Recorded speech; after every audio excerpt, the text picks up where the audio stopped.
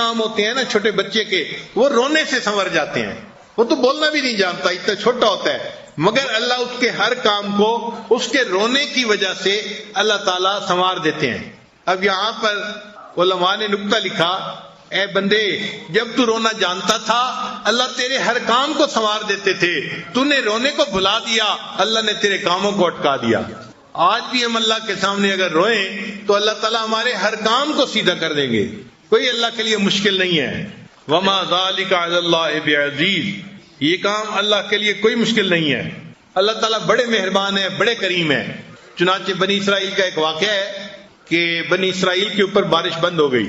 اب لوگ پریشان تھے، حضرت موسیٰ علیہ السلام کی خدمت میں آئے، اے اللہ کے نبی صلی اللہ علیہ وسلم بارش بند ہے جس کی وجہ سے ہمیں پریشانی ہے، تو آپ دعا فرمائیے.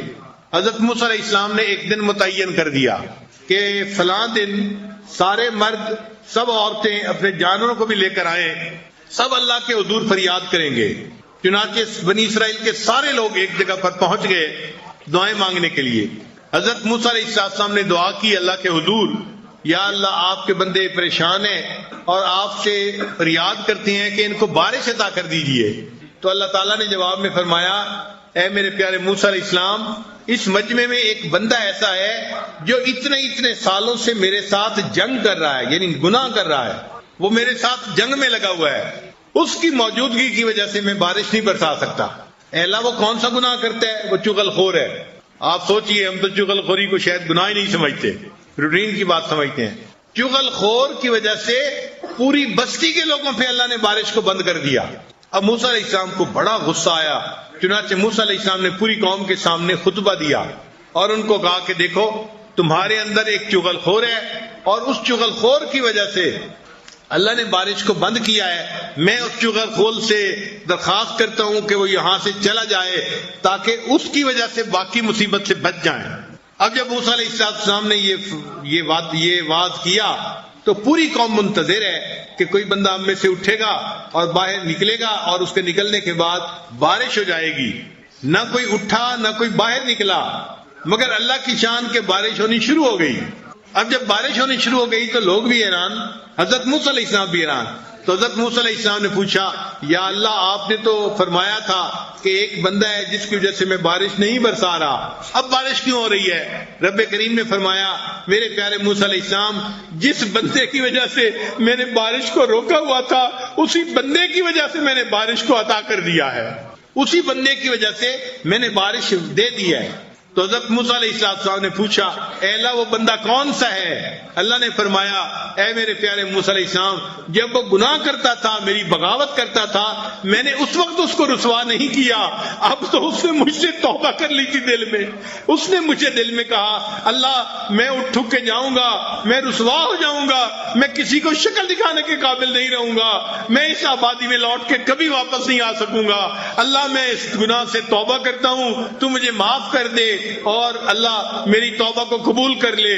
اے میرے پیارے موسیٰ علیہ السلام، اس نے معافی مانگی تھی، ہم نے معافی مانگ کے اس کے گناہ کو معاف کر دیا اور اسی کی وجہ سے ہم نے توبہ کو قبول کر دیا. جب وہ ہمارا غدار تھا ہم نے اس وقت اس کو رسوا نہیں کیا، اب تو وہ ہمارا یار بن گیا، ہم اس کو کیسے رسوا کر سکتے ہیں؟ تو جب پروردگار اتنا کریم ہو کہ جس کی وجہ سے بارش رکی ہوئی ہو اسی کی وجہ سے اللہ بارش عطا فرما دے، تو آج بھی ممکن ہے کہ جس کی وجہ سے دعائیں قبول نہیں ہوتی وہ گناہگار اس مجمع میں سب سے بڑا، اگر وہ توبہ کرے گا تو اللہ تعالیٰ اس کی وجہ سے ہم سب کی دعاؤں کو قبول فرما لیں گے. تو یقیناً آج ہماری دعائیں قبول ہوں گی. ہم پورے یقین سے اللہ سے دعائیں مانگیں. اللہ تعالیٰ ہمارا یہاں آنا قبول فرمائے، ہماری دعائیں قبول فرمائے اور اللہ ہمیں اپنے مقبول بندوں میں شامل فرمائے. وآخر دعوانا ان الحمد للہ رب العالمین. آج دعا مانگنے سے پہلے ایک تو ہم اپنے گناہوں سے پہلے توبہ کریں گے تاکہ گناہوں میں رکاوٹ دور ہو جائے. تو سچے دل سے نیت کر لیجئے کہ ہم نے آج تک جتنے بھی گناہ کیے ہیں ہم ان سے توبہ کرتے ہیں اور آئندہ نیکوکاری کی زندگی گزارنے کا دل میں ارادہ کرتے ہیں. جیسی نیت ہوتی ہے ویسی مراد مل جاتی ہے. تو دل میں یہ نیت کر لیجئے، اللہ ہم پچھلے گناہوں سے سچی پکی توبہ کر رہے ہیں اور آئندہ نیکوکاری کی زندگی گزارنے کا ارادہ کر رہے ہیں. یہ آواز باہر جا رہی ہے تو وہاں بھی توبہ کے کلمات پڑھ لیں، اگر دور مستورات تک جا رہی ہے تو وہ بھی توبہ کے کلمات پڑھ کے عمل میں شریک ہو جائیں. پڑھیے بسم اللہ الرحمن الرحیم لا الہ الا اللہ محمد الرسول اللہ آمنت باللہ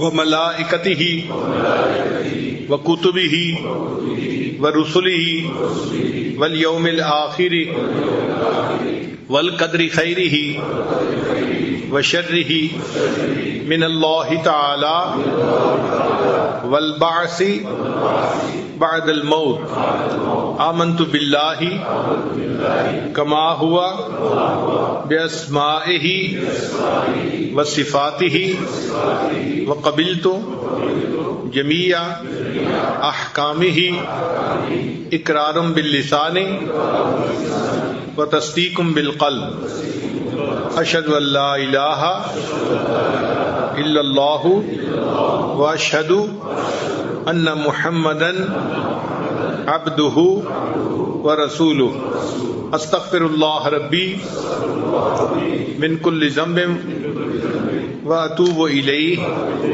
برحمتک یا ارحم الراحمین۔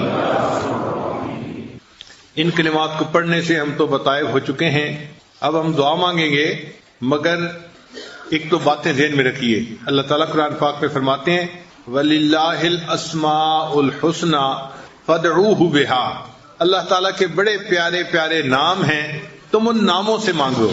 تو اللہ تعالیٰ کے صفاتی نام ہیں، ان ناموں سے دعا مانگنے سے دعائیں جلدی قبول ہوتی ہیں۔ حدیث پاک میں ہے کہ اللہ تعالیٰ کا ایک نام ہے جس کو اسم اعظم کہتے ہیں، وہ کون سا ہے اس پر مفسرین نے تفصیل لکھی ہے، لیکن پکی بات ہے کہ کوئی ایک نام ہے جو اسم اعظم ہے، اور اس نام کے وسیلے سے دعا مانگی جائے تو اللہ دعا کو قبول فرما لیتے ہیں۔ اب ہمیں تو پتہ نہیں کہ وہ کون سا نام ہے، تو ہم کیا کریں گے کہ جتنے اللہ کے نام ہیں سب ناموں کو لے کے اللہ سے دعا مانگیں گے، تو ان میں سے کوئی تو ہوگا جو اسم اعظم ہوگا، اور یقیناً پھر اس کی وجہ سے دعا قبول ہوگی۔ لہذا ہم نام کیسے پڑھیں گے اس کی ترتیب بھی سن لیجئے کہ یہ عاجز پڑھے گا الرحمن یا اللہ، جب پڑھے گا تو آپ خاموشی سے سنیں الرحمن یا اللہ، اور جب میں پڑھ لوں تو پھر اس کے بعد آپ سب مل کے اللہ کو پکاریں یا اللہ یا اللہ۔ تو میں نام پڑھتا چلا جاؤں گا اور آپ اس کے بعد پھر یا اللہ اس طرح سے پکاریں گے کہ دل سے آواز نکلے اور عرش کے اوپر تک جا کر پہنچے۔ دل سے جو بات نکلتی ہے اثر رکھتی ہے، پر نہیں طاقت پرواز مگر رکھتی ہے۔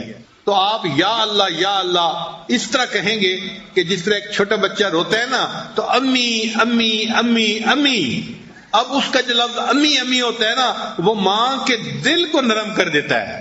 ہم بھی اسی طرح اللہ اللہ اللہ اس طرح سے کہیں گے کہ یہ ہماری آواز اللہ کے حضور قبول ہوگی اور اللہ تعالی ہماری دعا کو قبول فرما لیں گے۔ کئی دفعہ شیطان ذہن میں یہ وسوسہ ڈالتا ہے کہ تم تو ریاکاری کر رہے ہو جو رو دھو رہے ہو، تو اس کے لیے ہم کوشش کریں گے کہ جو لائٹیں ہیں ابھی ان کو بھی بند کر دیا جائے تاکہ اندھیرا ہو جائے اور کسی کو پتہ ہی نہ چلے کہ کون رو رہا ہے کون نہیں رو رہا۔ یہ ریا کا مسئلہ بھی حل ہو جائے، بس ہم ہوں اور ہمارا رب ہو۔ بس آج آپ ارد گرد سے بالکل ہٹ کٹ جائیں کچھ دیر کے لیے اور اپنے اللہ کی طرف متوجہ ہو کے بس یہ سوچیں کہ ہم نے تو اپنے رب کو آج منا کے اٹھنا ہے، اس لیے اپنے رب کو پکاریے اور دل کی گہرائیوں سے پکاریے لا الہ الا اللہ محمد رسول اللہ۔ دعا کے لیے ہاتھ اٹھائیے اور اپنے اللہ کو آج منا لیجیے۔